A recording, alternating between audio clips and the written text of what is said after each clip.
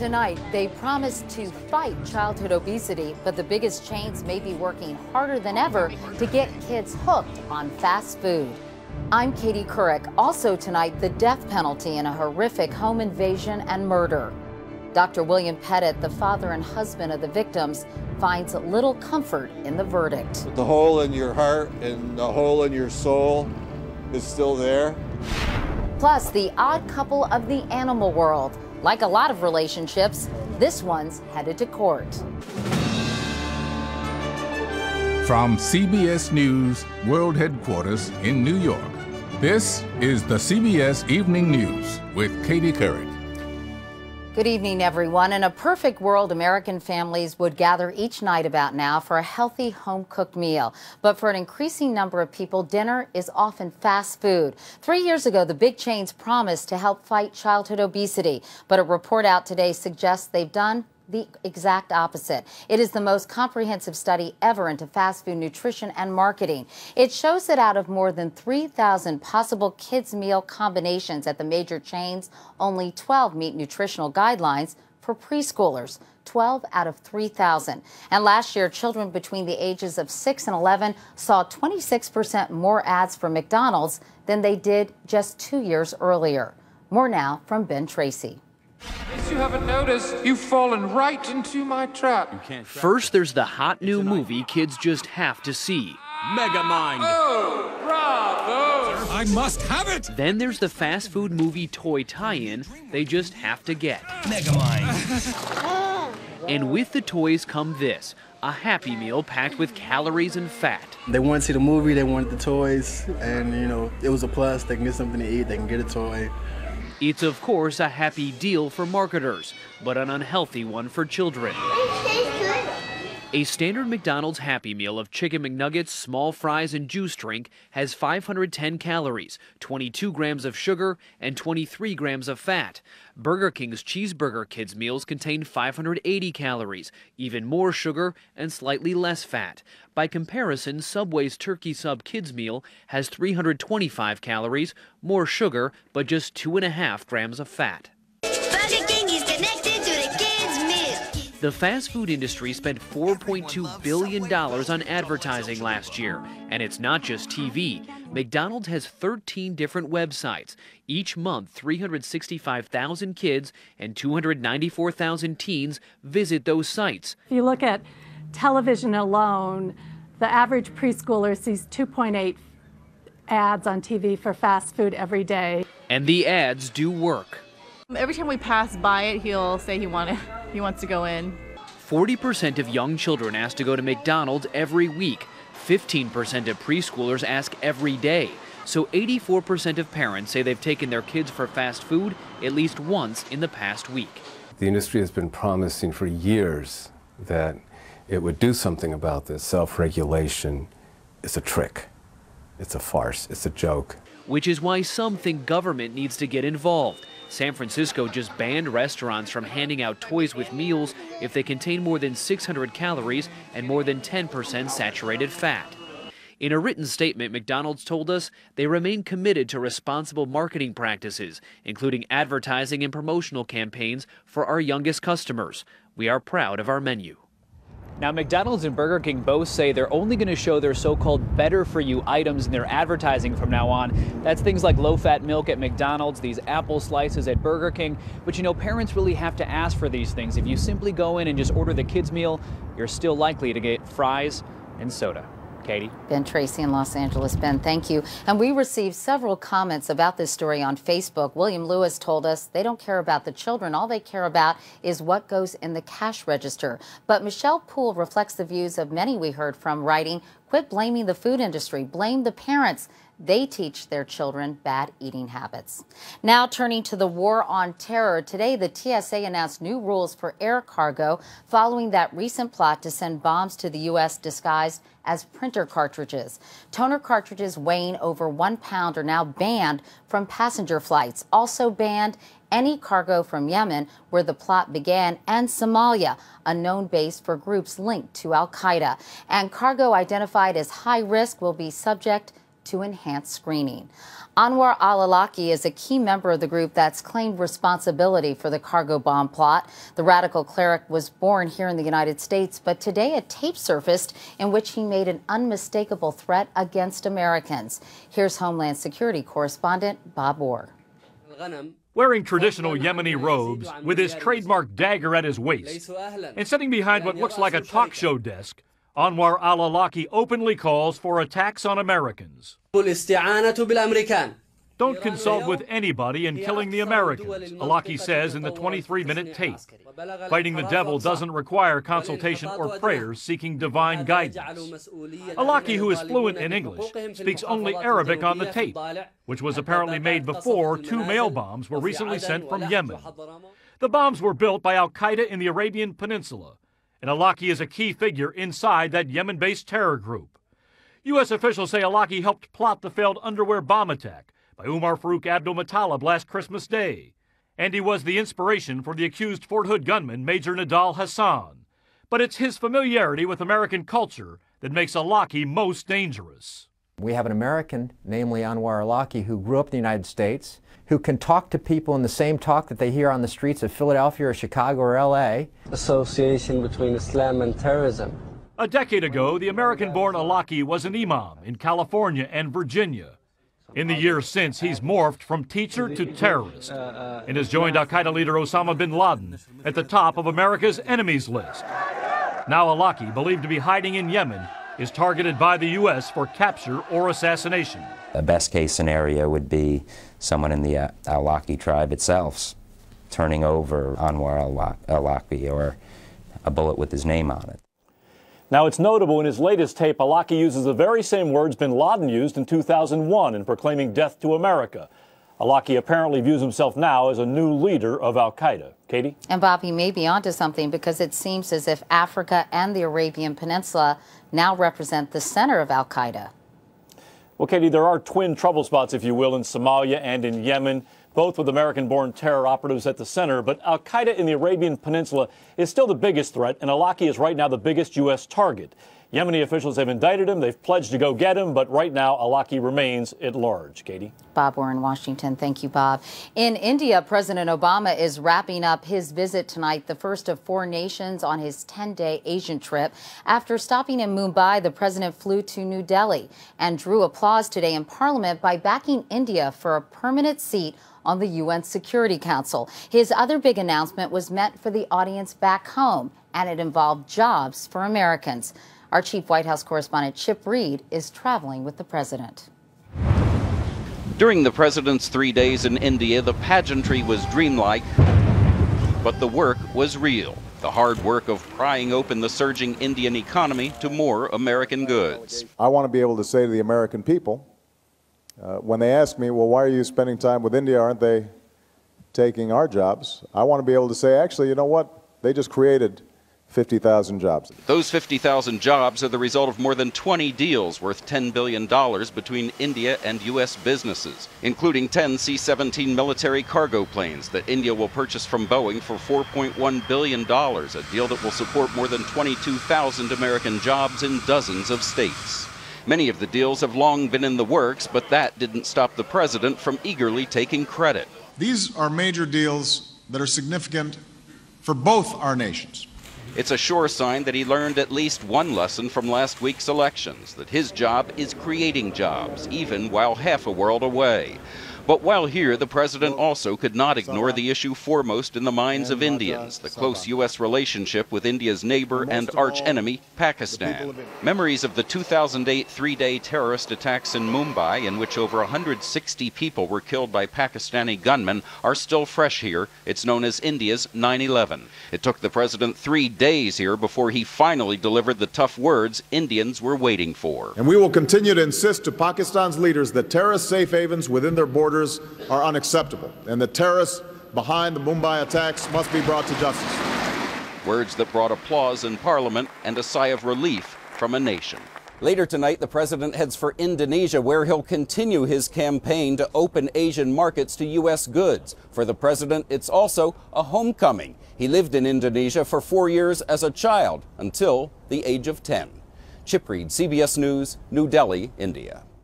Meanwhile, here at home, it was a horrifying crime, a home invasion and triple murder in Cheshire, Connecticut.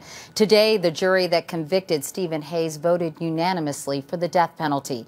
Hayes was one of two men charged with murdering Jennifer Hawk Pettit and her daughters, 17-year-old Haley and 11-year-old Michaela. The attackers robbed and terrorized the family in July of 2007, then set the home on fire. The father, Dr. William Pettit, was also beaten and barely survived. Following the verdict, he spoke outside court.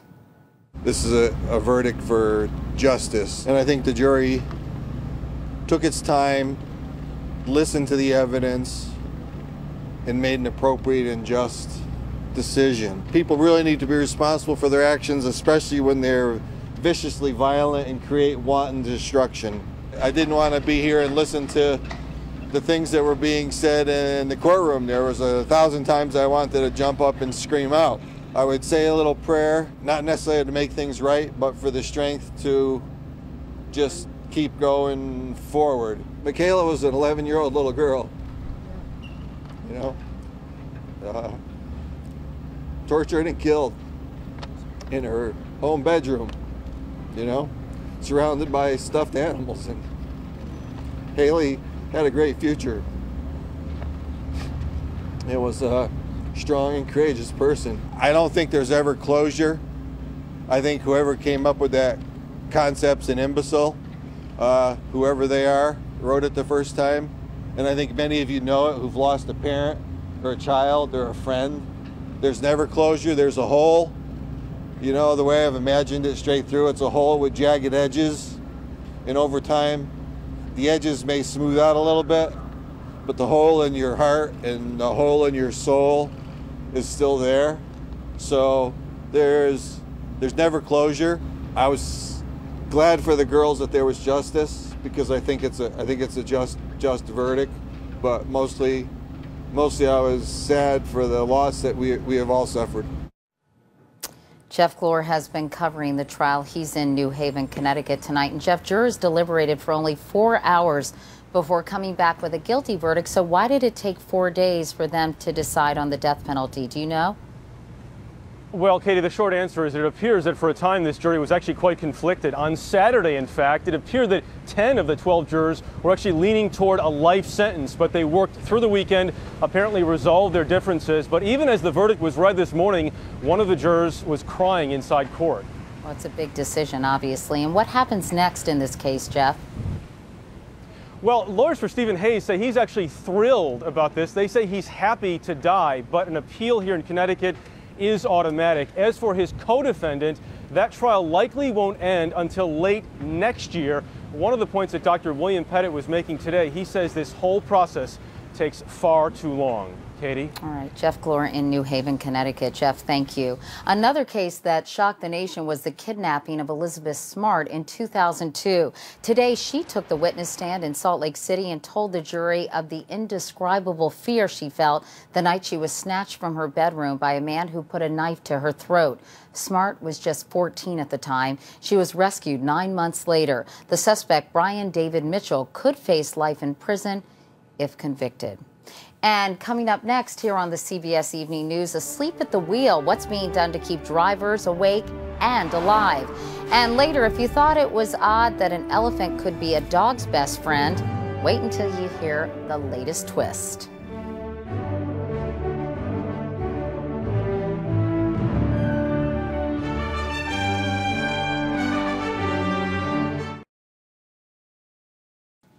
There are a lot of dangers on the road, and one we don't hear about that often is exhaustion. A study out today found that 1 in 6 fatal crashes involves a drowsy driver, an eye-opening figure. And Jim Axelrod reports on what's being done to keep them open. It's a scary sight and more common than we might like to think. Drivers falling asleep at the wheel. 41% of drivers admit to having fallen asleep or nodded off at some point in their lives, according to a new survey done by AAA. 1 in 10 within the last year. More than half of them fell asleep on a highway. Most people think they can control it. They can take care of it. But the research shows that nearly 60% of the people fall asleep just an hour within their trip. 9 years ago, Thomas Callahy was driving with his wife at 1:30 in the afternoon when he fell asleep and hit a tree. His wife was killed instantly. Everybody has periods of drowsiness while driving. And what really kills is the belief by the driver that he or she's going to get through it. This is the old-fashioned way of waking drowsy drivers. Rumble strips that create vibrations when the car veers off the road to shake the driver awake. This is the new-fashioned way, the technology that Mercedes-Benz now puts in some of its cars. Computers monitor drivers' behavior, such as small steering errors abruptly corrected, or the number of times a car crosses in or out of a lane. Then, if the 70-point check system determines it's early-stage drowsy driving, this alarm sounds on the instrument panel. A big part of it is public education and people really understanding the problem and stopping the behavior. Which is why the AAA is out with video like this, hoping to issue a wake-up call. Jim Axelrod, CBS News, New York. Chrysler, in the meantime, says it's on the road to profitability, a big turnaround considering it emerged from bankruptcy less than 18 months ago. Between July and September, Chrysler cut its losses in half to $84 million. It forecasts a profit of $700 million for the year. And coming up next, one letter, one big guess, one for the game show record books.